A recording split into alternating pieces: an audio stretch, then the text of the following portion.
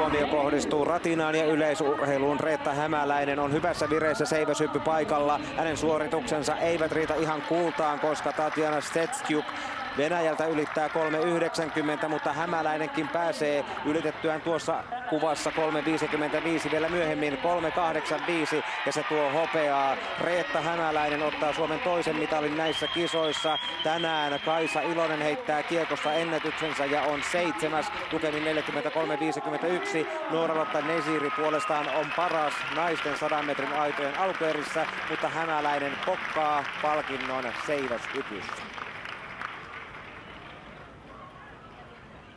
Ihan loistava fiilis, mutta pikkasen jäi tietty kaivelemaan, että toi venäläinen jäi vielä ykköseksi, mutta täältä tullaan vielä kovaa. Ja 3,85 tai kolmannella yli, se oli sun viimeisin ylitys. Mitkä oli tuntemukset siinä ennen hyppyä?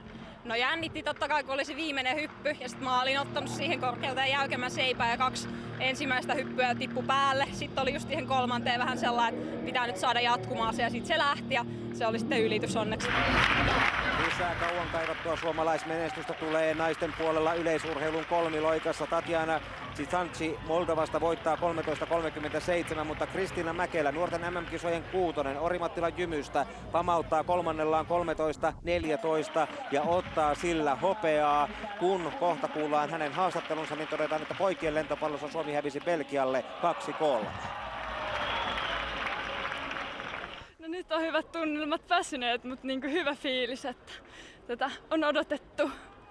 Ja osaisitko odottaa näin hyvää sijoitusta kisassa? No mä toivoin sitä, kyllä mä osasin ehkä odottaakin. Että... Joo. Ja sä hyppäsit oman ennätyksen. Onko viimeaikaiset harjoitukset ollut siihen suuntaan, että ennätys olisi tulossa? No viime viikolla olin siellä Italiassa, että sielläkin meni tosi hyvin, niin tää on aina vaan parempi. Joo. Ja mitä tää merkitsee ihan sun uralle kolmiloikkaajana? No, en mä tiedä, parempaa jatkoa. Ja minkälaista yleensäkin olla täällä nuorten olympiafestivaalilla kilpailemassa? Eroako tämä jotenkin muista kilpailuista? No onhan tää niin kuin normaalia suurempia, tosi hienoa, että on tänne päässyt Suomeen edustaa. Että... Joo, onnittelut vielä hopeamitalista. Joo, kiitos. Kiitti.